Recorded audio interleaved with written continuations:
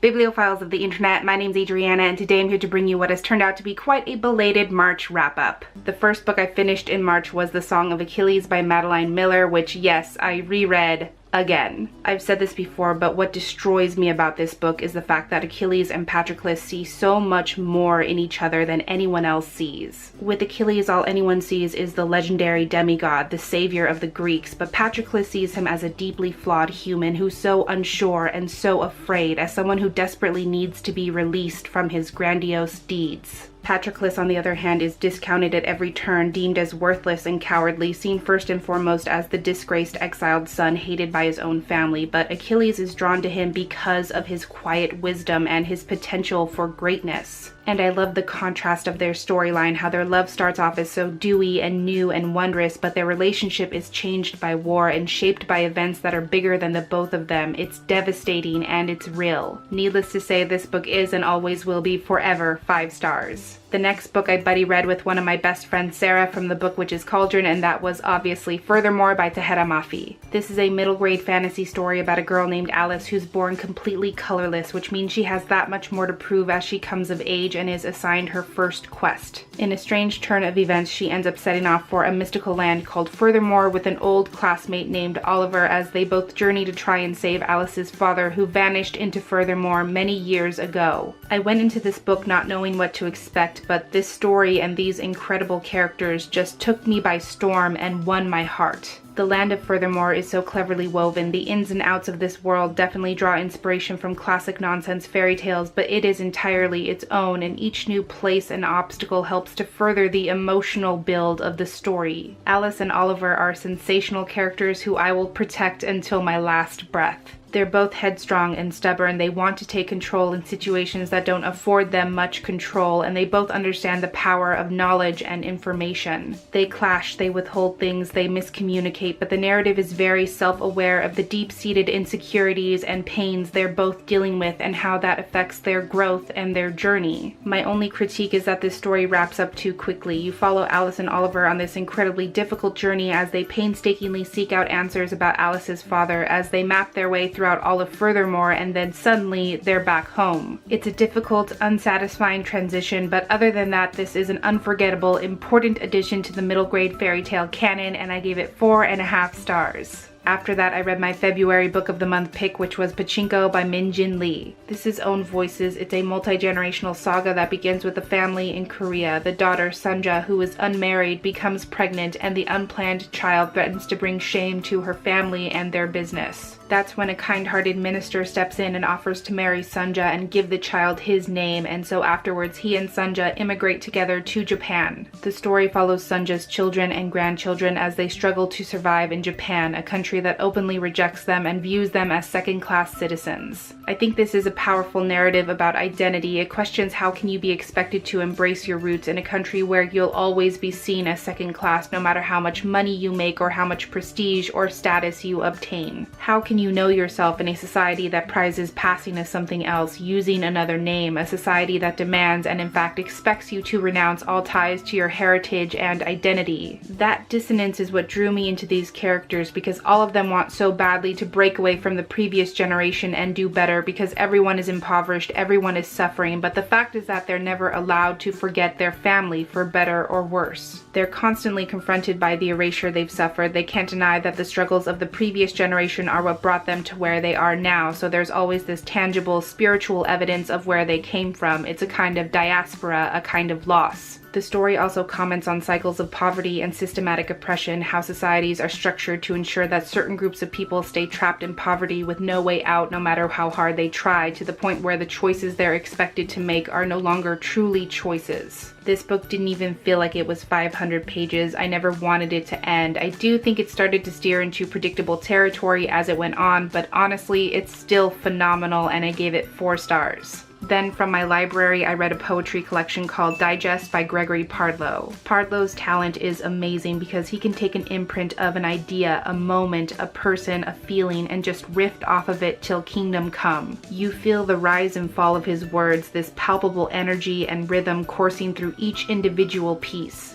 His poetry is a seamless blend of different sensibilities. There's scholarly references, appeals to academia, coexisting with urban grit, and this unyielding sense of realness. In that way, he connects ideas that you wouldn't expect to be connected, these things that wouldn't seem to complement or enhance one another, but with his deft hand, it really, really works. And his work has such great movement to it because as you take in these lines, you get that feeling as if everything in the world, the profound and mundane, is happening all at once, in one place, in one moment. This was an excellent collection of poetry, to say the least. I highly recommend it, and I gave it 5 stars. And the last book I read in March was The Hate U Give by Angie Thomas. I actually don't want to spend time talking about this here because I just uploaded a full spoiler-free review for this book. The hype is so well deserved. This story's authenticity, importance, and message cannot and should not be understated. If you want to know more about my thoughts, go check out that review, which I will link on the screen and down below. So those are all the books I read in March. Let me know how you fared in the comments below, or let me know what is a book that you're excited to start next. But that is everything I had for this wrap-up today. Thank you so much for watching this video. I really hope that you enjoyed it, and I will catch you on the flip side of the page. Bye!